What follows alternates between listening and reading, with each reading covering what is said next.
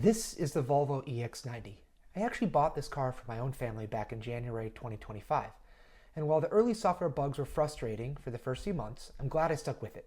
The reason is simple. I wanted the safest vehicle I could possibly put my kids in. I haven't been paid or sponsored to say this. I'm just a regular customer who thinks a lot about safety. Here's why I think the Volvo EX90 is the safest family vehicle on the road today. First, the crash cage and crumple zones. When we talk about safety, what really matters is how well the cabin, the part where you and the family sit, stay intact in a crash. To do that, the car needs to do two things. First, it needs to have a rigid structure around the cabin to keep it from collapsing. Most cars do this. Second, it needs a good crumple zone outside the cabin, part of the car designed to collapse on purpose and absorb the energy. Think about it like this. If you jump off a chair and land on concrete, all the force hits you at once, and you are likely to get hurt. But if you land on a padded mat, and the mat compresses and spreads out the energy so your landing is much gentler, then you don't get hurt. That's exactly what a crumple zone does. It slows down the crash just enough so the people inside aren't slammed by all the force at once. It's the same reason bicycle helmets help avoid head injuries. Now, here's where the EX90 stands out. A lot of EVs today use the front of the car for storage or to push the cabin forward for more space inside the vehicle. That looks great on the spec sheet, but can mean less space for the crumple zone. The Rivian has a very large front trunk for storage, sometimes called a frunk, which shortens the crumple zone. In crash tests, that shows up as more intrusion into the cabin, even though it eventually earned a top safety pick after some modifications. The VW ID.Buzz and the Kia EV9 take a different approach. They push the cabin forward, very far forward, with very short hoods. That gives passengers a more open, van-like feel and more interior room, but it also shrinks the front end that's supposed to absorb a crash. Less hood means less material to sacrifice in a collision. The Volvo EX90 has one of the longest hoods in its class, and it devotes most of it to crash protection. That longer crumple zone provides more space to spread out the energy of an impact before it ever reaches the cabin. The difference shows up in the numbers. Agencies like IIHS track how much of the cabin gets pushed in during a crash. Vehicles with shorter crumple zones, like the Rivian, have a lot more cabin intrusion, about 13 centimeters. Vehicles with smaller frunks, or missing them entirely, like the Tesla Model Y and the EX90, do much better. Their intrusion is substantially less. And to me, that's the real test. If I'm in a high-speed highway crash, I want every inch of extra protection that I can get. That's why I have more faith in the EX90's design than most competitors. Although on this dimension, I would feel quite comfortable in a Tesla Model Y. Second, weight and physics. Of course, it's not just the EVs that matter here. A lot of traditional gas-powered vehicles also do well in crash tests, partly because some of them have naturally long hoods and well-designed crumple zones. So on paper, they can perform very respectably in protecting occupants and in crash tests. But there's another factor that makes a difference, one that's not factored into the crash test ratings, at least not explicitly, and that is weight. EVs are usually much heavier than the gas-powered equivalents because of the batteries.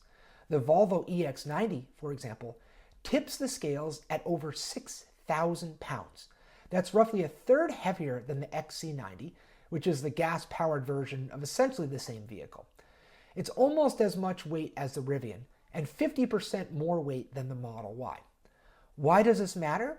Well, in a collision, physics favor the heavier, more rigid structure. A stronger vehicle tends to hold up better and transfer less of the crash force to the people inside. It's one of the reasons why, statistically, bigger vehicles like SUVs often perform better in real-world crashes than smaller cars do. So while plenty of gas vehicles can do well in the lab, when you combine the EX90 longer crumple zone and its extra weight and rigidity, you get a level of protection that few vehicles, EV or otherwise, can match. Okay, now let's talk about safety ratings. The Volvo EX90 has now gone through Europe's full suite of crash testing, what's known as the NCAP rating.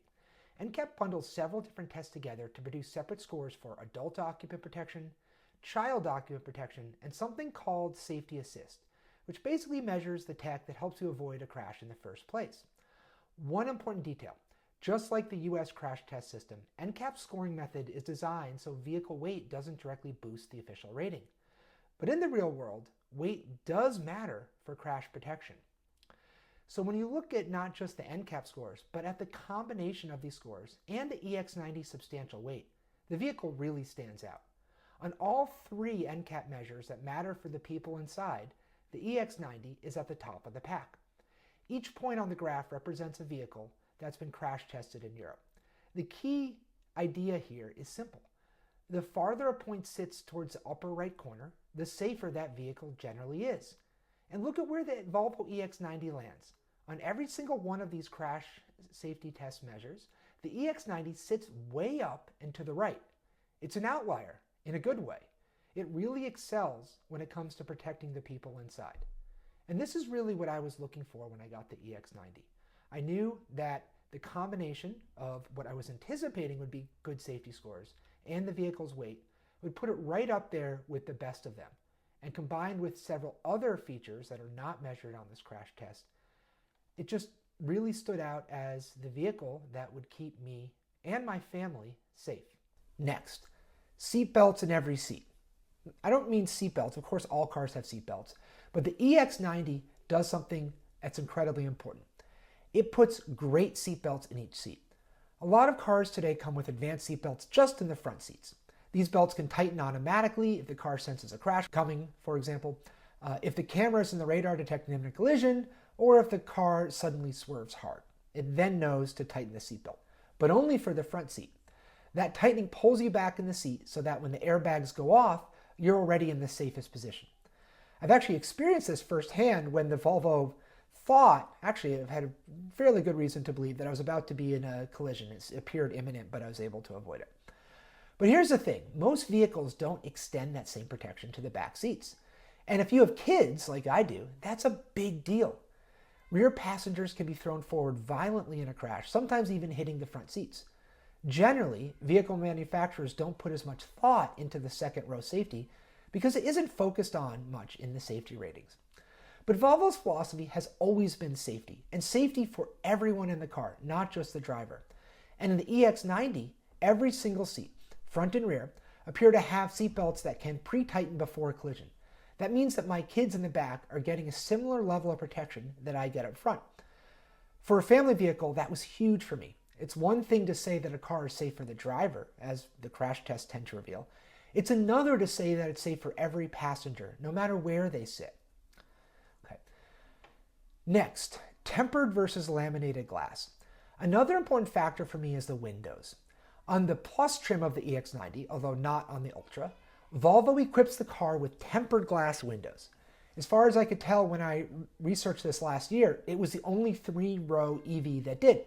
Now, why does this matter? A lot of automakers are moving towards laminated glass. That's a type of glass with a plastic layer sandwiched in the middle. It's stronger, it doesn't shatter in a crash, and it's harder to break during a break-in. Elon Musk even famously tried, although unsuccessfully, to prove that laminated glass could withstand a sledgehammer without cracking. All of that sounds great until you think about it. If you can't break the glass, well then, you can't break the glass. If your car ends up in the water, doors often won't open because of the water pressure on the outside. Electric windows might short out. And if your car has laminated glass, you can't just grab that emergency tool and smash it open because those tools don't work on laminated glass. AAA has actually tested this. They don't work at all. You are essentially trapped in a cage. And this is exactly what happened to billionaire Angela Chow after backing her car into a pond. Chow eventually managed to call a friend, telling her that she accidentally had driven into a pond and couldn't get out. The call lasted about 8 minutes as the water slowly filled the car. Friends rushed to help. One actually, who was nearby, paddled out in a kayak. Another swam and climbed onto the vehicle, but they couldn't reach her in time. They watched helplessly as the car sank, trapping her inside. But if the windows had been tempered glass, she could have easily broken them. She would still be alive today. And so while EV fires are rare, it's a similar story. If there ever was one and the doors stopped working, laminated glass would keep you trapped inside. Now there is a regulation that says every car must have a mechanical release handle in case the power door button doesn't work, like the ones on the Tesla. But in practice, on some vehicles, particularly like Teslas or the rear seats of Rivians, the mechanical release is hidden behind the interior panel. I've spoken to Rivian dealers who couldn't even find it themselves. Imagine trying to rip off your door trim in the middle of an emergency before the water pressure traps the doors from opening. As Consumer Reports and others note, Tesla is now being investigated by federal regulators for this defect. So that's why I value Volvo's decision here. Tempered glass can be broken in an emergency, and there are mechanical door handles easily accessible and visible within reach. It may sound like small details, but if the unthinkable happens, it could be the difference between being trapped and getting your family out safely. Okay, next, driver monitoring and child detection. Another feature I've come to appreciate is a driver monitoring system. I've been driving the EX90 for about 9 months now, and on more than one occasion, it's told me I was either sleepy or distracted. And you know what? Most of the time, it was right. At first, it can feel a little nagging. Nobody likes their car telling them how to drive it. But then I remind myself, in the US alone, around 40,000 people die in car crashes every year, and nearly 100 times as many are injured. If a simple reminder to refocus or to take a break helps me and my family stay safe, I'll take that trade-off. The EX90 also includes another feature that doesn't get talked about enough. It can alert you if a child has been left inside the vehicle. As a parent, I know how chaotic family life can be, and the consequence of accidentally leaving a child in the hot car can be devastating. For me, I'd rather have a car that over-reminds me than one that stays silent. These little things, these reminders, these alerts, might not have the flashy headlines, but they can make the difference in real life. Okay. Next, lidar and future upgrades. One of the things that I like about the EX90 is that it's a car that will hopefully get better over time. If you've seen one on the road, you might notice a little kind of odd-looking bump at the top of the windshield. At first glance, it's almost like a little taxi sign, but it's not a design choice. It's not just something that's supposed to look like a taxi. That's actually where Volvo has built in its lidar unit. Now, right now, it's not even active yet, but Volvo plans to enable it in early 2026, and it could play a big role in advanced safety features and potentially self-driving. If you've watched Mark Robar's video on lidar, you know how much more precise it can be compared to the sensors on other vehicles today. LiDAR can see the road and obstacles in ways cameras and radar alone just can't. And Volvo isn't stopping there. They've said they're upgrading the onboard computers as well, moving from the single NVIDIA chip in today's version to a dual chip setup later, and they're upgrading previous customers. That extra computing power will allow the car to make better use of the lidar and roll out new safety and driver assistance features as the technology develops. That, to me, is encouraging. I bought this car for the safety right now, but knowing that it's designed to keep improving over time makes me even more confident that I made the right choice. Okay? And then the last section, safety beyond crash tests, is about the stuff that I don't know. When I was researching vehicle safety years ago for my academic research, I noticed a pattern. Every time a new car crash test was introduced, most cars initially performed pretty poorly, very poorly in fact. Why? Because automakers tend to design for tests they know about. If a safety feature isn't recognized in the official testing criteria, it might make the car safer in the real world, but consumers would never see it on the scorecard. Therefore, it wouldn't affect the vehicle manufacturer's bottom line. Basically, since most shoppers just look at the crash test ratings, manufacturers don't bother building in the safety features that aren't tested. But there are some exceptions. When a new crash test came out, a few brands stood out, but none more than Volvo, which was the very best performer on new tests. That told me something important. Volvo wasn't just teaching to the test. They were designing for real safety, whether or not they got credit for it in the ratings.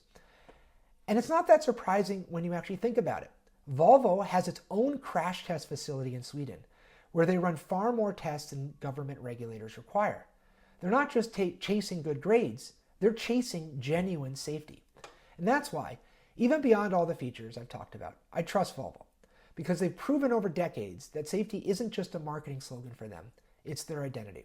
So that's why I chose the Volvo EX90, because when it comes to protecting my family, I want every possible advantage. If you'd like to see more of my work, check out my website, realsafecars.com. And beyond cars, I also have a new book coming out soon about the impacts of AI, a book that, fittingly, was written with the help of AI.